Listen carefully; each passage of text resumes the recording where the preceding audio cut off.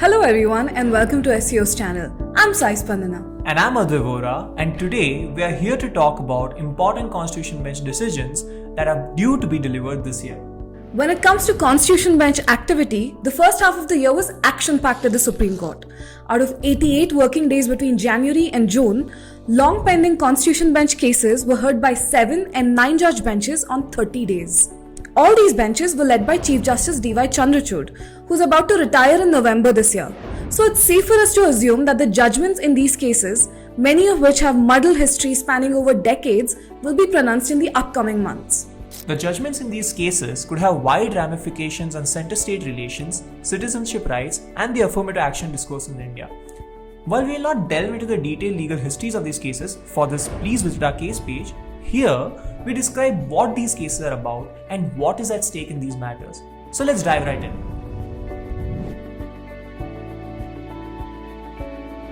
Imagine this. After teams have announced their squads for the T20 World Cup, the International Cricket Council imposes a condition that only players who have played at least 50 matches can participate. Sounds absurd, right? But something very similar happened in the Rajasthan High Court in 2013. While filling vacancies for posts of translators, the candidates who had already given a written examination and a viva voce were informed that only candidates who had scored at least 75% in their examination would qualify for appointment.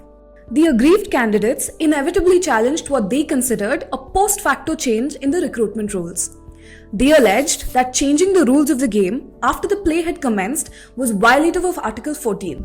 The Rajasthan High Court on its part defended its action. They stated that they were required to maintain a high standard of selecting candidates. The matter eventually reached the Supreme Court and is currently awaiting a decision by a 5-judge Constitution bench. A bench led by Chief Justice Chandrachud reserved judgment in the case on 18th July 2023. The court's verdict will be crucial as lakhs of aspirants appear for public examinations every year to obtain government jobs.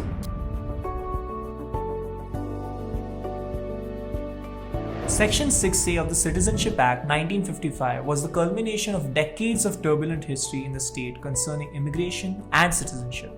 The provision grants citizenship to immigrants who entered Assam from Bangladesh before 24 March 1971.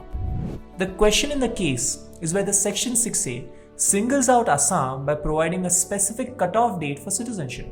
The lead petitioner, the All Assam Students Union, argued that the provision has facilitated mass immigration from Bangladesh and deprived indigenous Assamese of job opportunities and resources.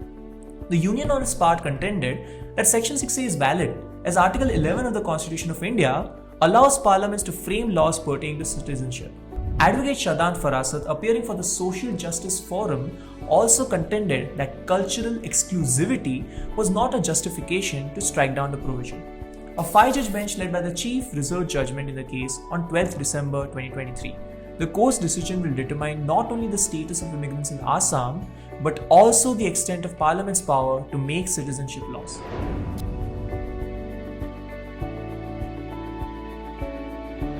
In 2024, the court opened its Constitution Bench activity with a 7-judge bench case concerning Aligarh Muslim University.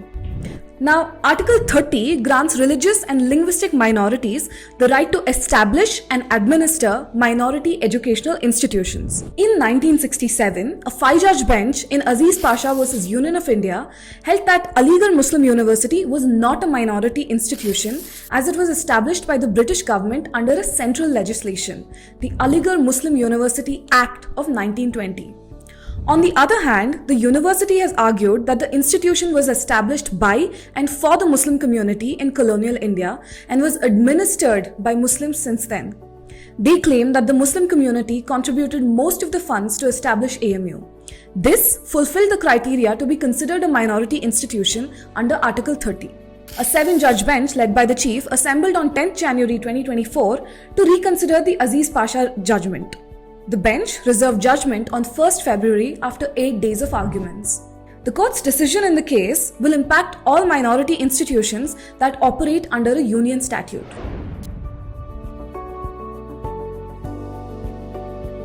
Under the constitutional scheme, states are allowed to provide reservation in education and public employment to members of the scheduled caste and scheduled tribes category. The SCs are notified by the President under Article 341 of the Constitution. But can states create subclassifications within this group and provide preferential reservation to certain castes within the SC/ST category? In February 2024, 7 judges heard arguments for 3 days in this critical case. Surprisingly, the union and several state governments, which are usually at loggerheads with each other, argued together to support subclassification. They urged that subclassification could help tackle the issues of backwardness within backwardness. The bench reserved judgment in the case on 9th February. Reservation has always been a social and political touchpoint in India, and the court's decision in this case will likely have implications on affirmative action schemes and discourse.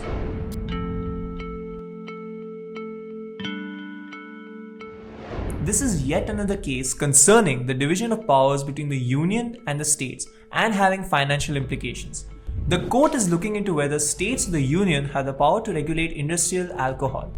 States have argued that the constitution envisages a system where state governments have control over industries in their territories, unless the union government explicitly claims control.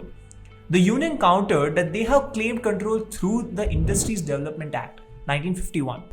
They also argued that the constitution gave primary control over intoxicating liquor to states. The union, however, interprets states' control over intoxicating liquor to only mean drinking liquor. That is an intoxicating effect, not alcohol used in industries. The bench reserved judgment in the case on 18th April. For states, this judgment is crucial as it impacts a significant source of revenue. They also argued that the loss of control over industrial alcohol will take away their ability to regulate the illicit consumption of industrial liquor. For the union, this is a big picture issue. They argue that control is crucial to implement nationwide policies. On the face of it, the challenge in this case concerns the interpretation of Article 39B, a directive principle of state policy. This directive principle enables the state to have ownership and control of material resources of the community and distribute them to best subserve the common good. The challenge emerges from amendments to an act in Maharashtra which enabled a state-run housing body to acquire privately owned, dilapidated buildings in Mumbai. The question before the court is whether privately owned property can be a material resource of the community. Scrape the surface just a little and another crucial constitutional question is at play. Does Article 31C exist?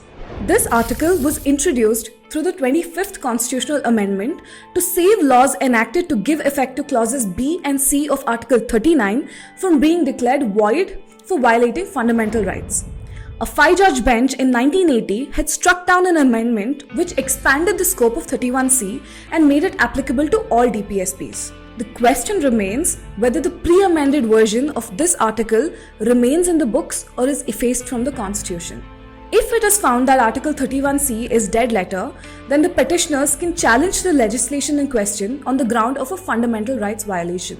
The bench reserved its judgment in the case on 1st May 2024. The decision is also expected to determine the consequences of striking down an amendment and whether private property can be acquired under the aegis of Article 39B.